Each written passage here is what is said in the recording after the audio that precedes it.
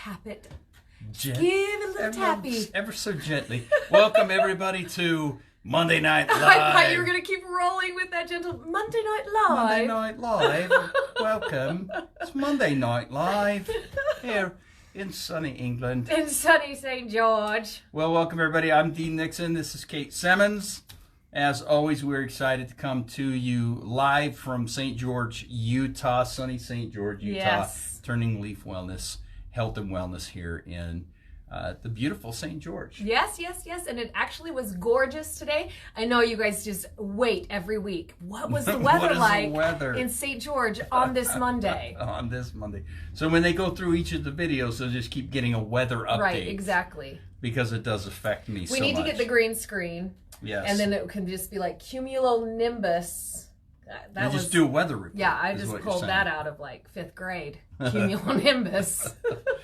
Well, we're excited to get going tonight. We've got a lot of great things up and coming as a lot of people are starting to tune in tonight. We really wanted to hit a topic tonight that is really pressing in our country and in the world, especially in our country right now and here at home in the U.S. And it is talking about getting out and voting. Yes, get it. Getting out and voting. And I love it because we started talking about this and Dean was like, hey, did you see Will Smith's post on Instagram? And Will Smith, go check it out. Shameless plug for Will Smith. I'm a big fan. Fresh Prince. Yeah, hey-o. But he did this thing about what it is to be a good leader. And so it's cool. There's like flashes of leaders throughout history and just normal people as well. If you have like a little bit of a sensory stimuli situation, towards the end of it, I'm like, oh my gosh, it's getting me now. I can't hear the words. I can only see the images flashing. Yeah. But he brought up some really cool stuff. And with it being an election year, with it being the time that we can really, and we're always especially encouraging you all to use your voices, right? Like to communicate more, to not be afraid of conflict, to be able to get out there and use your voice. And this time of year is this election year is one of those places where we can really get out there and exercise and practice all these skills that we've been talking about for so long. Right. It's so important for us to empower ourselves and empower the community around us. And we live in a community where, well, everybody tuning in, whatever community that you live in, you're a part of. And a lot of times we get into that space where we think, well, I'm not going to vote. My vote isn't going to matter. I'm not going to vote. My vote isn't going to count. Yes. And, growing up and with if any of you know, my last name is Nixon. And so I grew up, you can't not be in some type of political climate when your last name is connected to a political figure. Right. It's been a part of my life ever since I was a little boy, and Richard Nixon went into office, and all of a sudden I'm this real popular kid for a minute because of his last name, and then the scandal occurs. Then the Watergate happened. And then I'm finding I'm not a super popular kid for a period of time. But being a part of that political climate and watching what was going on, my family, very politically oriented and very, very passionate about things. It was very insightful for me to always see my father talking about, if you don't vote, you're still voting. If you don't vote, you're giving your vote to somebody else. So you essentially are voting. So the only thing you do have control over is how you feel and the voice that you use. And just like in our homes, and we're always talking about empowering and communicating, we're always talking about making sure that you have a voice in your home and that your children have a voice in your home. Well, this is our home, and it's important for us to have that voice. I could not agree more. And I think that there's like, because I have been one of those people that's been like, well, whatever, it's the Electoral College.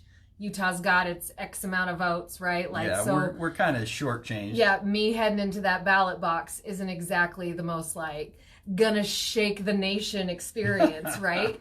But the bigger point in that is exercising your ability to use your voice. Right. And it comes all the way back to feeling of value, feeling of worth, right? And how we're always trying to get those things internally from ourselves.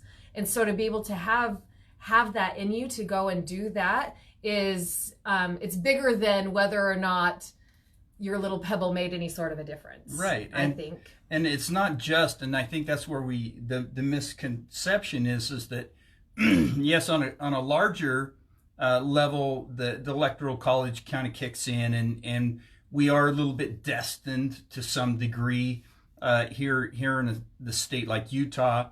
But when you're in a state like Florida or California or Iowa and some of these states that really, those of you that are watching, you're everybody's vote counts. But more than anything, it's the local government, it's the local issues that your voice is the most important. And it's the same thing in our own home. And I see this happening with people. They come in and they sit down and they feel powerless in their own home. They feel powerless because they're not communicating. They feel powerless in their own work environment because they're not communicating. They're not speaking up. You know, feelings are getting hurt. People are getting upset. People are feeling disenfranchised. And I'm talking about just in your home. Yeah. and let alone in our cities and our states and, you know, in the country itself. But I love what Will Smith proposed.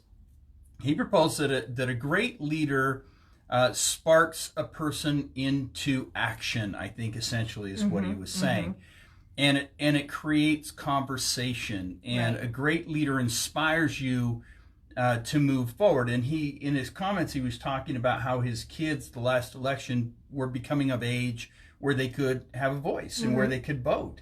And they were asking him, you know, what do I do? And he's like, hey, you know, you got to vote your conscience. And as a father myself with adult children, this is the conversation I'm having now with my kids, is you've got to vote your conscience. I'm not here to tell you how to vote. However, his counsel that Will Smith gave, I really value. He said that first election, he did not say that. But this time he is using that verbiage of, you know, if that person inspires you and sparks you into action or sparks you into a conversation, to having conversations, then that may be the leader you need. And I love how we added the value to it as well, though.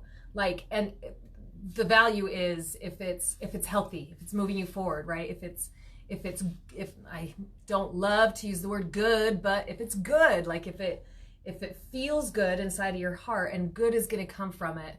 That was another big piece to his. Yes. That's the part that I pulled out of his Instagram post. But I love that you brought in the local leaders and even down into our own homes, because I feel like as a ripple, right? Like anything is just a microcosm. Like you have your house, and then you got your town, and or neighborhood, and then the town, and then so all of those things just ripple out bigger and bigger and bigger. Right. And the more that we practice using our voice, and the more that we practice really getting behind those that we feel resonate with us, right? And so and also, we're not here to tell you, I don't even know all of the people that are in the running right now, locally or nationally. I don't, because it's a little bit early, We're a little early, but we're heading into primary stuff. Yeah. Yep. I mean, I've already gotten like text messages and voicemails left on my phone for, hey, this candidate, and hey, this is happening. So it's starting to come. And that's why the conversation right now, this is why this is so important. Absolutely. Yes. And so a really huge key piece too in finding out whatever alliance you want to make with whichever candidates you want to do their jobs locally and nationally is you gotta learn about it. You got to get educated. Right. You got to get in there. You got to know what they feel about different things. And if it aligns with you, and if it doesn't, then that's okay too. You don't have to vote for them. You're going to find the party or the person that fits you best. Right. And that is where the education comes in, as you were saying, is there are issues in the ballot box. There's issues on your ticket of your local government of things around education, which is near and dear to our hearts. You know, both of us have worked in the social service industry in one form or another, working with families, homes, education, parents, parenting. You know, we've got to pay attention to what is being proposed. What is the new ordinance? What is the new proposal for the school? Who's running? this is another thing I am very passionate about, is our judicial system altogether. Is, a lot of times people just get in the ballot box and they see these these line of judges that are going up for office, and they just, do we retain this judge? Do we retain this judge? Do we retain this judge? And does anybody ever stop to question, should we be retaining this person? Right. What is their Especially track if you record? haven't had any interaction, like you have no idea. We have no right? idea. And if you haven't been involved, if you don't have anybody in the court system, or if you haven't been there, you don't know. Yeah, you don't. But we do need to be paying attention to these things, because these are the individuals that are affecting our community, that are either releasing people back onto the streets that shouldn't be released. And that's one thing we've talked about in our family support groups is, how much intervention and how little intervention is impacting the families, and it's based upon whatever courtroom they wind up in. Right. And so this is another thing that we need to be paying attention to, is who is in that seat, and am I paying attention to not just the local issues that are coming up, not the, everybody, there's so much attention on the presidential election and so much controversy over it, that the true issues, the true day-to-day life, gets lost in the wash. Right. And we've got to really start to pay attention to who are these political people that are representing us on city council, that are representing us in the judicial system, sitting on the court, on the bench, making decisions about us and our loved ones. What is going on? That's my point. Absolutely. And isn't it fascinating that we do get so distracted by the national platform, right? Right. Which, I don't know about any of you guys, but the last 4 years, my life has not been that much different than the 4 years before that, personally, right? Like nationally. Right. But locally, this is where we should be having our binoculars on the most, because this is what home is, what gets impacted, and that's what you're going to feel more than on a national level. Right. Yeah, one of my favorite quotes was, and they turned it into those little memes or whatever they call those nowadays. It says, have you ever noticed that the right and the left wing are part of the same bird? Yes. And Preach. Growing up, my father was Democrat for a period of time, and then he was Republican and is still a Republican for a period, and having stepped and been on that environment where I was on both sides of the aisle, as they call it, and it's so intriguing to me how much it's the same thing. It's just different points of view, but both parties really get caught up in who's right or who's wrong. And so then we're really shouting and beating the drum over these big national leaders, but we're not paying attention to the state leaders. We're not paying attention to the local leaders. We're not paying attention to the who's on the school board leaders, and we're getting, we're not paying attention. And so then we get into the ballot box, and all I know is it's like, like my dad always told me, like, if you get in the ballot box and you just vote straight Republican, you just punch that straight Republican ticket or state Democratic ticket, he was always saying, you are doing a disservice to your community. Yes. He said, because these great leaders are on both sides of the aisle and in the middle of the aisle. And so he taught me to always vote, based upon and pay attention to the issues that are out there. And I'm hoping that this webisode, I know it's a little bit different than we normally would be saying, but hopefully this episode is really waking us up and talking and creating conversation around, like Kate said, we're not here to tell you who to vote and how to vote and what to vote and that, but doggone, I don't want that job, Dean. That's not my job. But doggone it, get out and vote and educate ourselves. Yes. We've got to get out and educate ourselves and ask the tough questions. If you run into somebody running for city council and they're, glad handing you, they're just, they're shaking hands and kissing babies. You need to ask them a tough question. Yeah. Just stop and go, well, where is your stance on this? Where's your stance on that? Where's your stance on balanced budget? Where's your stance on education? Whatever's near and dear to your heart, whatever is your, issue, then bring it up to them and cause them to have to talk about it, so when you punch that ticket. And otherwise it drives me crazy. Otherwise it's high school again. Right? Otherwise it's like, vote for me, I'm going to put soda pop in all the water fountains, Yeah. It's just a popularity contest. Right, absolutely. And I'm just getting really impressed right now to say, if you're looking at at the political climate and you're not finding that leader that sparks your heart, maybe that's you. Right. Right? Like maybe that is your next thing to rise up. I was talking to a friend today who was like, man, I really, really, like in my 40s, really want to get into like the political climate. I think that would be amazing to like get into the city council and start doing stuff like that. And I was like, oh my gosh, that is so cool that you like have that aspiration and want to do that and to give back. And because they're just people. I mean, it may look like I love the shaking hands and kissing babies thing, right? Like, but they're just like you. They're just passionate about something and they've worked hard to get where they are. I'm not going to discredit any of that. Right. But if you're looking in an area and you're like, man, this is what we need, it might be you that we need. Right. You never know. We had this amazing mayor here in St. George for a period of time. And I loved how his name is Dan MacArthur, one of the all-time goods. And he did not come from, politics in a normal way. What happened was he's a welder by trade. There were some things going on down there at City Hall he was not super excited about.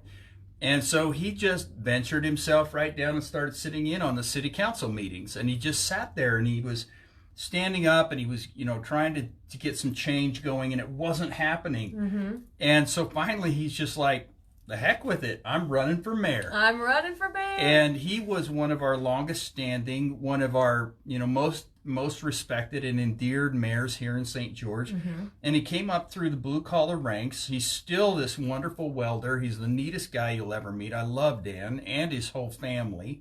But it was just really inspiring to me when I met him. We were in Rotary together.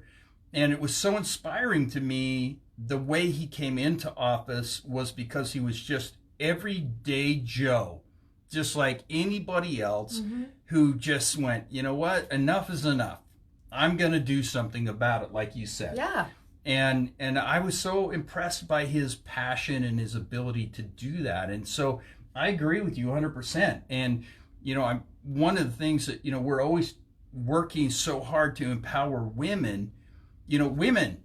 Run. Yes. Run for office and get behind, let's get behind these women and really support them, and let's make sure, educate yourselves, get a good platform, stand up, be heard, because it is an important thing. It doesn't matter your gender, it just matters that you're passionate and willing to lead. Yes.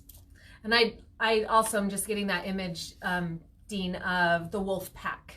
Right? And where the leader positions themselves in the wolf pack as they're journeying along, right? I don't know if any of you guys have ever seen that. I know you're the one that taught me about it, but there's this image, and then the first few are like the old ones. As they're walking, yeah. So they're traveling, right? They're working in a pack, moving in a pack. So the first few are like the elderly, and then the next like 5 are like some of the greatest warriors, and then the ones in the middle are like the young and the moms or whatever. Yeah. Babies. And then you got another section of the warriors, and at the very, very back of the wolf pack is the wolf leader. And I love that. So you think about that when we're choosing these people that we're asking to serve us and to lead us forward over the next 4 years or the next 2 years, depending on whatever the office is.